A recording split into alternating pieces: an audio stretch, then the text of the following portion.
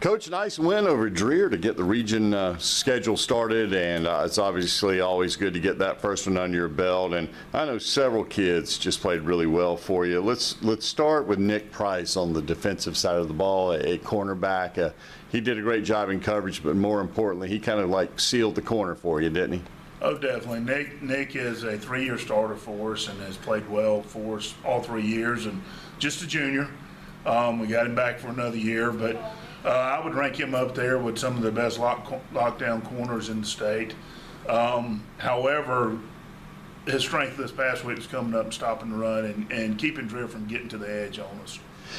Some other guys that played very well. Obviously, your quarterback hadn't got as much attention as some other guys in the area, but all Cooper Bemis does is win.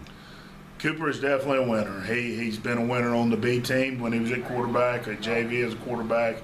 Last year, he was a defensive utility player all over the place. And that's what people don't realize is how good of a true athlete he is. He's one of our better punt returners. He's one of our better defensive players. He's one of our better receivers. And I believe if we put him at right tackle, he'd be one of our better offensive linemen.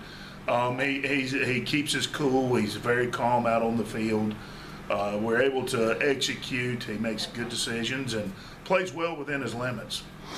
You guys have an outstanding group of wide receivers, and the ironic thing about it is you've lost 2 or 3 guys to injury that aren't even playing for you right now. Just talk about that group and how dependable they've been, how dynamic how they've been, and what I think an underrated position group they are around the Midlands and the state. Oh yeah, Coach Paul Sheeno is our receivers coach, and Coach Randy Johnson is our tight ends H-backs guy. And they do as good a job as anybody in the state, and I'd put them up against anybody in the country as far as their capabilities of putting receivers out on the field, and are always busting their tails up during the week and getting them mentally and physically ready come Friday. And very proud of what the boys have been able to do, be able to next man up mentality. And of course, we've had Xavion Gordon, Will Register. Kel Ream had a good game the other night for us, big game. Case Barber, somebody that we've had to move from slot to running back to slot, and because of our quarterback situation, he's our utility guy, moving him around, and just all those guys are coming out and performing up, probably above their heads at times, but as a unit, they're gelling really nice right now. Xavion's been one of the top receivers statistically in the Midlands the entire year. That Dreer did a good job of kind of taking him out of the game as a wide receiver, but he had maybe the biggest play of all when Dreer took an early lead 6-0. He took the kickoff back to the house, and this kid just makes plays, doesn't he? He's just a dynamic football player, and yeah, we didn't get the ball to him that much. I think he had 2 catches the other night, 2 big catches. Heck, 1 catch is a big catch. That's our mentality here. But he was able to use his skill set at kickoff return. And, we went down early in the game 6-0, and before you know it, we were back up 7-6. Yeah, that was about a 90-something yard kickoff return that kind of ignited the team and the crowd out there. That's right, yeah. That's right. It kind of negated what they'd just done and put us back in the spotlight, per se.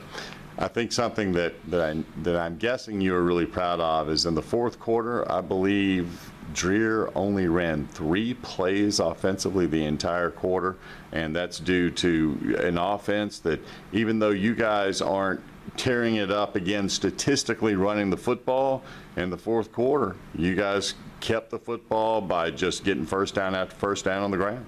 That's right. And I think I'm pretty sure it was 3 or 4 plays they got.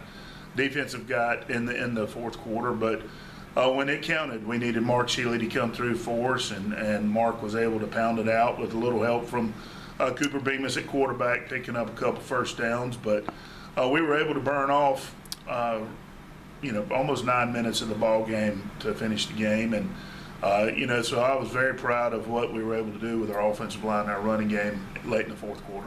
And I want to mention one other kid individually, and that's your Will Webster, who's this week CC's Boys Player of the Week here. And he led an offense, as you mentioned, the entire offensive line was outstanding, but Will really had a good game, didn't he? Oh, yeah, those guys up front have been priming themselves for the game that they had this past Friday. And Will is no exception. He had a phenomenal game for us. Graded out, I think, 92%, had 7 knockdowns, pancakes.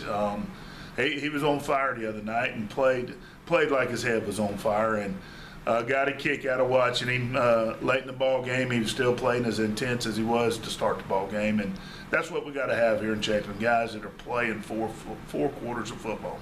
You need 4 quarters coming up on Friday, where you get to go over to the Fireflies Stadium, play at Spirit Communications Park against a big rival in Flora, and most importantly, 2 1-0 teams in the region.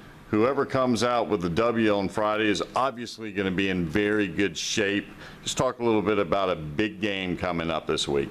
Oh yeah, anytime Chapin and AC Flora get together, it's a big game.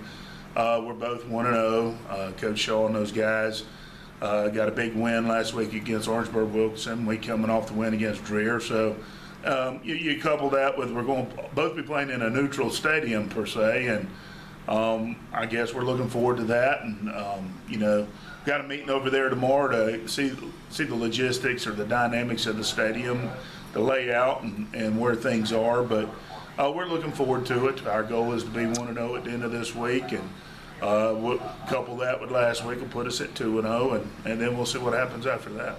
All right, Coach. Well, best of luck to you. I know that the kids are excited, the fans are excited. I understand they've already sold out a big Spirit bus to head over to Spirit Communications Park on Friday, and it's going to be a neat situation, I think, for the kids to do something different and play over in a situation like that, right? Oh yeah, anytime you get a chance to play in a different venue, a pro venue, it's going to spark some interest and some neatness to it. But like I told the boys yesterday in our team meeting, when it's all said and done, there's going to be lines on that field, and we got to worry about what's between those lines. Mm-hmm. A lot of clay between those lines, by the way. Yeah, there's a lot of clay. We're going to see if Coach McLeod lets us go practice on the baseball field this week and get used to it a little bit. All right. Good luck on Friday. Thanks for taking the time, and we'll talk to you next week. I appreciate it, Rich.